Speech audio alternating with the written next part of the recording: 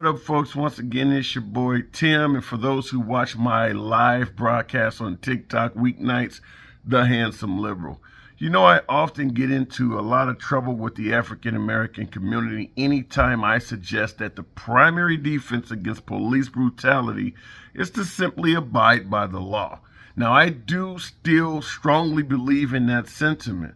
However, today we're going to talk about the issues involving officers that do nothing when there are controversial beatings, killings, and mistreatment of suspects. Generally, you'll have an officer or two doing something wrong, and other officers are standing by watching it, doing nothing. I've often asked, why is that? And what would happen if someone actually tried to intervene and stop one of their fellow officers from doing something wrong? Today, we're going to analyze a case just as such, and we'll talk about it. My wrist, I can't move. Marshall, let go. Somebody get in the car. Alright, get into the car. No, he doesn't want in the car. Get in the car. Get in the car. All right, I'm getting in. Get your feet in. What's up? Hey, look at me. Look at me. Look at me. You want to play games? You're playing with the wrong mother. What you gotta do, man? You gonna mace me, mace me. Look at me, mother. You want to play games? You ever get disrespectful with my officers, I will remove your stuff from your body. Well, do it, man. Do what you gotta do. Don't ever touch me again. Sir. Get the off. Sir. Just let it be.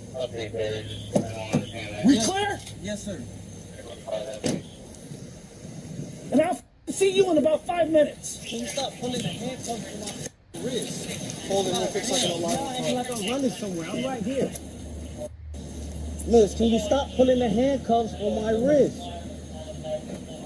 God, you don't listen. You're not stronger than me, Liz. I'm letting you know that. All right, let's go. We're gonna take a seat. Watch your head getting into the car. Miss, can you stop pulling the cuffs? Just get in the car and you'll be fine. Get in the car. Get in the car. Get in the car. Oh my wrist, I Once you get in the car, she'll let go. So what you said it's So just get in the car. She's gonna break my wrist. All right, just get in the car. Can y'all just tell her to stop? Okay, get in the car. That's Get in the car. Just get in the car. All right, I'm getting in. Get your feet in. Hey, look at me. Look at me. Look at me. You want to play games? You're playing with the wrong mother. You gotta do, man. You gonna mace me, mace me. You want to play games? You ever get disrespectful with my officers? I will remove your fall from your fucking body. Do what you gotta do. No. Get the fuck off. Just let it be. I don't understand that. We clear? Yes, sir.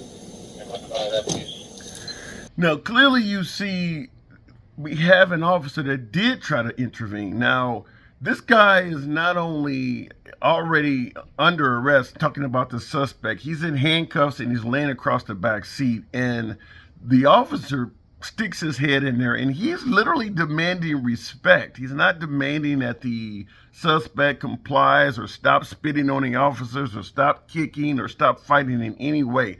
He is threatening simply based on he feels disrespected. And you'll hear his words again in a moment. But yeah, and the moment he starts using phrases like, if you disrespect one of my officers, I will take the soul from your body, which is essentially, I suppose, a lethal threat he's making to the guy that's already in handcuffs. That's when you see the female officer, who appears to be blanked out or blotted out for her own protection. But finally, we have a case where a female officer decided to step in and stop one of her brothers, in this case a superior, because you're talking about a sergeant. She's clearly addressing him as sir, from committing who knows what he was about to do. And then you see what happens to her. He then chokes her out. Now, if you look at the video, he opens up the car and tells the guy, look at me, before making a whole host of threats and saying whatever the hell he wanted to say. It kind of reminds me, or makes me want to ask, has this guy been watching too many Robert De Niro movies? Look at me. Look at me. Look at me.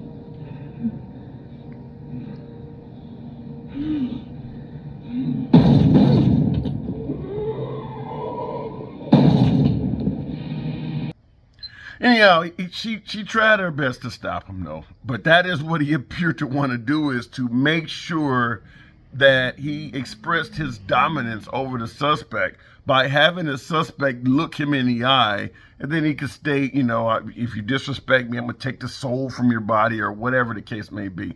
But what got him in trouble, at least in your humble correspondent, yours truly, in my opinion, what got him in trouble is the fact that he put his hands on his subordinate. He didn't really physically do anything to the suspect other than threaten the hell out of him, which the job of law enforcement should be to de-escalate situations. Obviously, if someone's, a lethal threat or something like that, and you got to take them down, and there's no way to de-escalate that. But when you have a suspect who's handcuffed and already in the back of the vehicle, there's no need to do what this officer did. But I just want you to see a quick clip again, what happens to the female when she tries to stop her sergeant. And if you notice, she doesn't go after him until his language escalates to the point where he's starting to talk about taking the guy's soul and really hurting him. That's when she runs in and jumps in to intervene and stop the sergeant from ruining his career and maybe losing his freedom. Hey, look at me. Look at me. Look at me. You want to play games? You're playing with the wrong motherfucker. You gonna mace me? Mace me. Look at me. You want to play games? You never get disrespectful with my officer. Fall from your fucking back. Do what you gotta do. No. Touch me again. Get the fuck off. Just let it be. I don't understand that. We clear? Yes, sir. And I'll see you in about 5 minutes. That Florida officer, Sunrise, Florida, that's Christopher Pullease, the officer that you see there. That's clearly, now you notice that she was letting him do what he wanted to do or say what he wanted to say, which is not a problem. But yeah, when he started threatening to harm the guy, she runs over there. He begins to choke her out and then obviously makes a verbal threat at her. You'll hear from me in 5 minutes, assuming she'll probably get written up or some type of disciplinary action for stopping him from essentially violating the law. Now, here's a picture of Officer Christopher Pullease, or Pullease, Pullease, Sunrise Police Department, in his better days, I suppose, because now he has a mugshot, and there's no denying that he earned that. But this is what I'm talking about when we suggest that, just like in the urban world, see something, say something. You hear folks talk about African Americans allow drugs to fester in their neighborhoods and they do nothing. They don't report the drug dealers. Well, here's a perfect example of probably why police don't report other bad police, for fear of their safety. I mean, not only did she get threatened by her sergeant, but her face is blanked out. She's not being viewed as a hero. They're keeping her anonymous. Chances are other officers on her department may view her as a snitch. The same thing that happens why you don't see a lot of anonymous or you don't see a lot of reports of violence or drug dealing in the hood. If you report the drug dealer on your block, you could be dealing with Sergeant Police. It's as simple as that. But I just wanted to run this by you guys, see what you thought of it.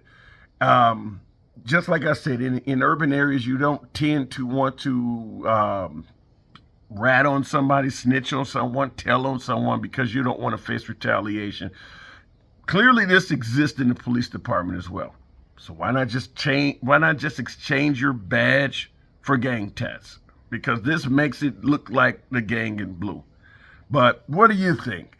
And by the way, as you've seen in the mugshot, this officer has been charged with assault on one of his own, assault on a police officer. Make no mistake about it. I say this all the time. When you bring up police brutality, folks often suggest that whites are shot more than blacks and all of that.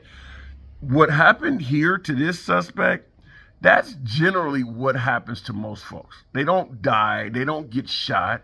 They get humiliated. He was talking shit. There's no denying he was talking back to the officers. He wasn't complying verbally 100%, but at the end of the day, the officers had no right to do that. There is no legal entitlement to respect as a police officer. He's not demanding that guy do anything other than respect him. And he's literally threatening to harm him if he doesn't respect him. There is no law, no constitutional right at all in the books that entitles you to respect. So the officer is wrong 360 degrees. Now, like I said, I always point out the value of complying with police officers, but when they overstep their bounds, that don't mean you make excuses for them. It's your boy Tim, the Handsome Liberal. Catch you in the next video.